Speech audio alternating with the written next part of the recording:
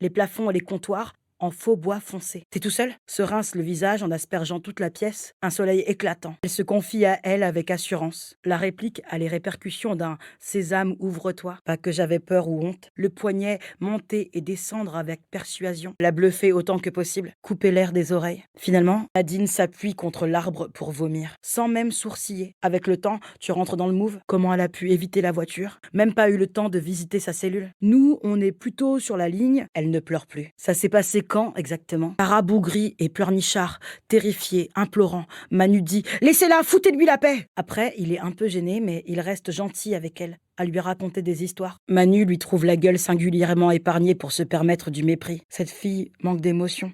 Son cou est immense, d'une parfaite blancheur, très léger. Compatit sincèrement avec le pauvre bougre qui s'y laissera prendre. Moi, je tire. Très tendresse de baroudeur. Ça grappille, ça se laisse aller, ça se plaint tout le temps, c'est chiant. Elle glisse sa main entre ses jambes en le regardant, et elle ne l'effleure pas vraiment. Mais je savais qu'il valait mieux pas. Elle a son gun quelque part dans son sac. Les gens d'ici en entendent de toutes les couleurs. Poitrine gonflée, style poupée de BD. Il commence seulement à faire nuit. L'autre serveuse est allongée plus loin, prend une douche, jolie lumière, déplacée. Elle se cogne dans les tables en passant. Elle dit: elle avait cherché à la récupérer. C'est pas qu'ils aient l'esprit aussi étroit. Cahier ouvert sur la table. Sa langue est toute petite dans sa bouche. Ça fait mauvais trucage, le sang en gerbe derrière. Elles n'ont pas grand-chose à se dire. Elle semble savoir ce qui va se passer. Elle baisse son collant jusqu'au genou. Nadine trouve le conseil judicieux et y réfléchit en silence.